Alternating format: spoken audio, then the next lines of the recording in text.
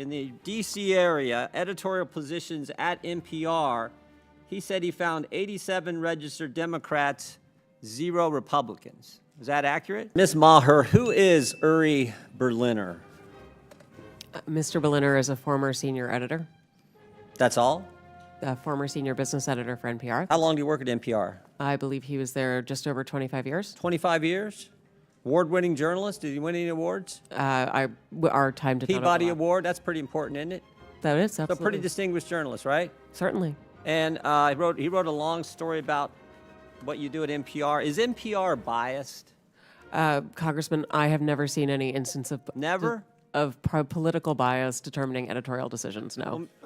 Well, Mr. Berliner, in his story last year, wrote, in the D.C. area, editorial positions at NPR, he said he found 87 registered Democrats, 0 Republicans. Is that accurate? We do not track the numbers or the voter registration, but I find that Was concerning. award-winning journalist who worked 25 years at NPR, Mr. Berliner, was he lying when he wrote that? I am not presuming such. I just don't have. We don't track that information about our journalists. 87 to 0, and you're not biased. I think that is concerning if those numbers are accurate. It's concern. I mean, it wasn't 44-43. It wasn't 60-27. It wasn't 70-17. It wasn't even 80-7. It was 87 Democrats, 0 Republicans, and you say NPR is not biased. How about the big stories over the last few years? According to Mr. Berliner, again, he wrote on the Trump-Russia story, he wrote, at NPR, we hitched our wagon to Trump's most visible antagonist, Representative Adam Schiff. He said they interviewed him 25 times. Is that accurate? I was not there at the time, but those numbers sound accurate. Yes. Those sound accurate. But then he said when the Mueller report came out and Robert Mueller said he found no evidence of collusion, he said Russiagate faded from our programming. Is that accurate? Again, I was not there at the time. I couldn't say. You couldn't say? I was not at NPR at the You time. didn't prepare for that? You knew we were going to ask you about this guy, didn't you? It's come up like 6,000 times already in the hearing.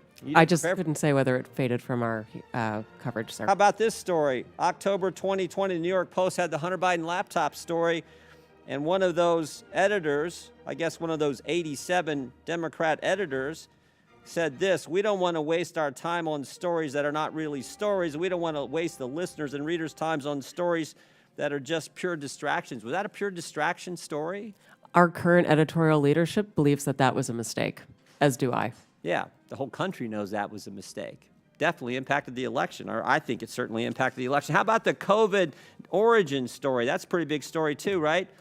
Mr. Berliner said, we became fervent members of the team Natural Origin, even declaring that the lab leak was debunked by scientists. Turns out, though, the lab leak is what most people think actually caused the COVID virus.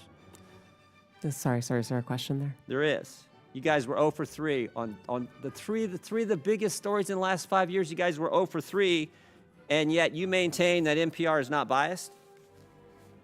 Congressman, I do not believe we are politically biased. No, we are a nonpartisan organization. Nonpartisan organization. What's happening to your listeners over the last 5 years? Went up, down, or stayed the same?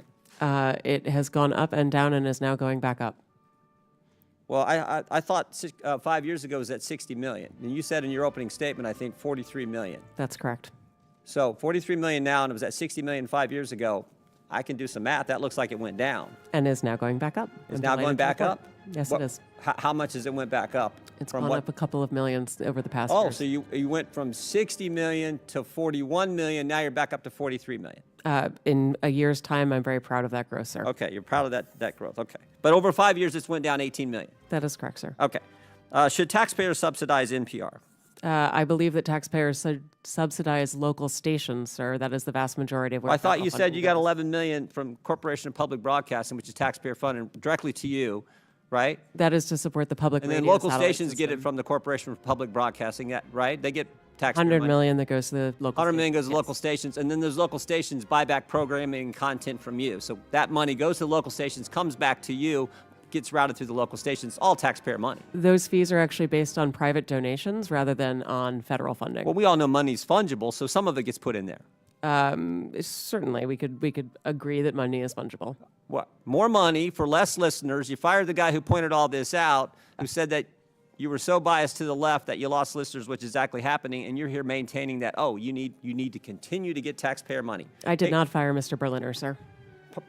Okay, the guy that left after all that. Understand. Are you fundraising off today's hearing?